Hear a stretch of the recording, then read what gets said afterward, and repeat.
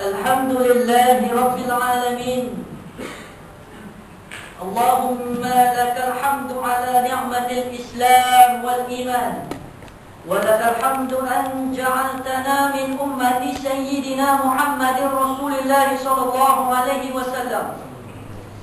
أشهد أن لا إله إلا الله وحده لا شريك له، وأشهد أن محمدا عبده ورسوله.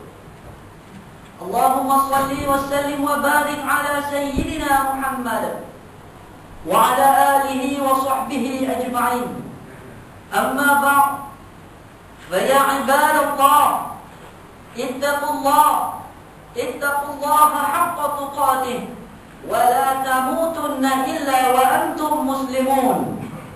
Sidang jemaat yang dirahmati Allah, bertakwalah kepada Allah Subhanahu wa taala dengan sebenar-benar takwa.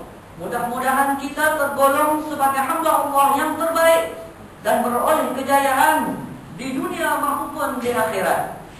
Khatib akan membicarakan khutbah bertajuk kemuliaan lelaki, kesempurnaan tanggung jawab. Allah Subhanahu wa taala memuliakan kedudukan setiap insan berdasarkan peranan yang ditetapkan sesuai dengan kekuatan fizikal, emosi dan intelektual. Lelaki dan wanita pada dasarnya adalah setara. Keupayaan melaksanakan tanggung jawab dengan penuh amanah akan menentukan tahap keunggulan dan kewibawaan seseorang di sisi penciptanya. Allah Subhanahu wa taala tidak pernah membezakan peluang mendapat redha-Nya sama ada lelaki maupun wanita, melainkan kedudukan siapa yang paling bertakwa. Namun Allah Subhanahu wa taala telah menciptakan perbezaan sifat-sifat lelaki dan wanita untuk memenuhi peranan-peranan yang berbeza.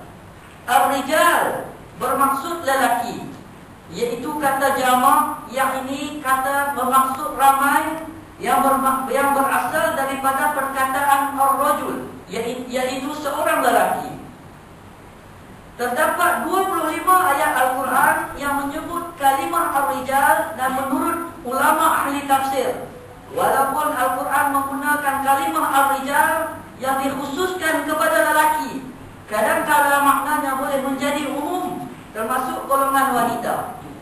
Kaedah ini disebutkan lafaz khas, yakni khusus, dengan makna am, yakni umum.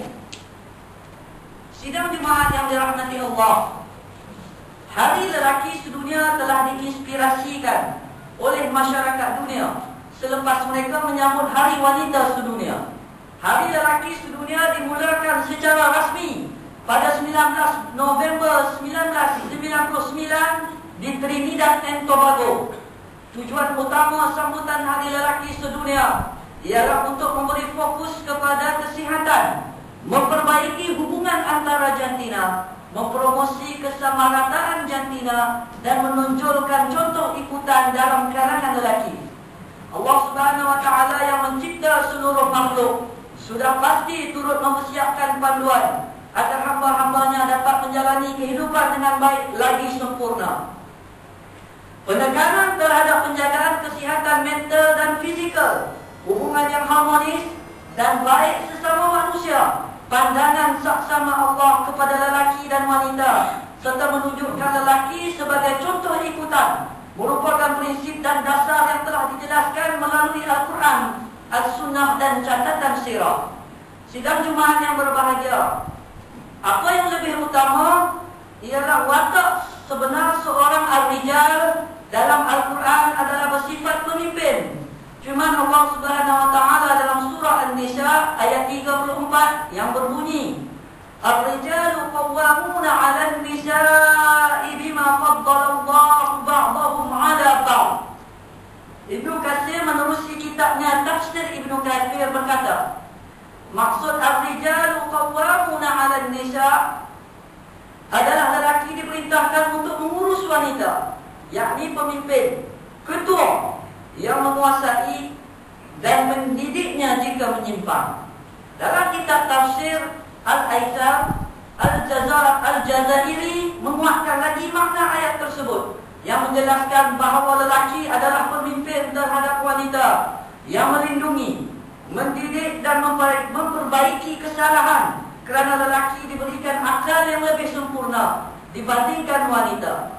Ilmunya lebih luas dibandingkan ilmu wanita, dan pada kebiasaannya pandangan serta pertimbangannya terhadap sesuatu masalah lebih mendalam, lebih matang dan lebih objektif. Manakala ayat bima fadlullahi ba'dahum ala ba'din, yakni keutamaan lelaki ke atas wanita disebabkan beberapa faktor, seperti kepimpinan peringkat kenabian dan kerasulan yang dikhususkan kepada lelaki. Itu juga kewajiban berjihad dalam peperangan dan bersolat Jumaat, di samping keistimewaan tertentu yang Allah kurniakan kepada lelaki, antaranya kestabilan dan ketenangan emosi serta kekuatan fizikal. Nabi SAW bersabda, "Ala kullukum ra'in wa kullukum mas'ulun 'an ra'iyyatihi, fal amirul ladzi 'ala an-nasi ra'in wa huwa mas'ulun 'an ra'iyyatihi, wal rajulu ra'in 'ala ahli baitihi wa huwa mas'ulun 'anhum." Ketahuilah, setiap dari kamu adalah seorang pemimpin, dan setiap pemimpin bertanggungjawab ke atas orang yang dipimpinnya. Ketua yang diamanahkan atas rakyatnya akan ditanya tentang rakyatnya. Lelaki yang diamanahkan atas ahli keluarganya akan ditanya tentang tanggungjawab terhadap mereka di akhirat. Sidang jemaah yang dirahmati Allah, peranan dan tanggungjawab seorang lelaki dapat memperkasakan pembangunan ummah dan daulah. Seorang lelaki hendaklah bertanggungjawab menjaga ibu bapanya, memimpin dan membimbing seluruh ahli keluarga, melindungi dan menjaga kebajikan saudara mara perempuannya berdasarkan kelebihan yang telah Allah Subhanahu wa taala anugerahkan kepada lelaki. Apabila tanggungjawab ini tidak berada di atas landasan yang sebenar, maka anak-anak lelaki pada hari ini ada yang telah mengabaikan tanggungjawab menjaga ibu bapa, dan orang-orang yang berada di bawah amanah tanggungannya.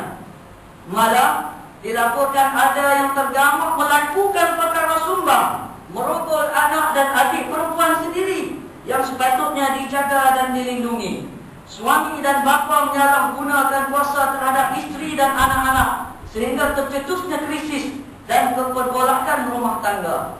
Saudara-saudara perempuan yang kehilangan tempat bergantung dibiarkan tanpa pertolongan. Anak-anak yang ibu bapa mereka telah meninggal dunia tidak mendapat pembelaan sewajarnya daripada para wali.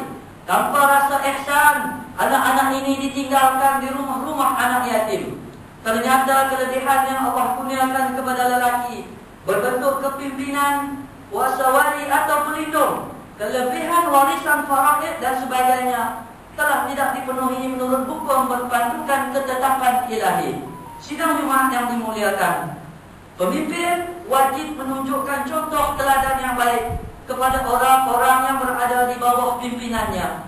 Menunjukkan contoh teladan mulia merupakan salah satu sifat utama Rasulullah SAW. Sifat-sifat terpuji Rasulullah SAW sebagai suami, bapa, sahabat dan pemimpin adalah dijadikan sumber rujukan seseorang lelaki ketika menyempurnakan tugas-tugas yang diamanahkan agar mendapat keredaan ilahi. Kelebihan anugerah Allah kepada lelaki hendaklah dihargai dengan sifat-sifat kesyukuran yang mematuhi setiap perintah Allah Subhanahu wa taala berdasarkan ajaran-ajaran yang terkandung dalam Al-Quran serta contoh teladan berpandukan sunnah Rasulullah SAW.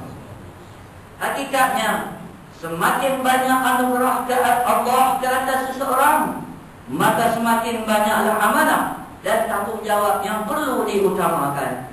Barakallahu li wa lakum bil Qur'anil azim wa nafa'ani wa iyyakum bima fihi minal ayati wadh-dhikril hakim. Wa taqabbala minni wa minkum tilawatahu innahu huwas samiul alim. Aqulu qawli hadza wa astaghfirullahal azim li wa lakum wa li sa'iril muslimina wal muslimat wal mu'minina wal mu'minat al-ahya'i minhum wal amwat fastaghfiruh innahu huwal ghafurur rahim.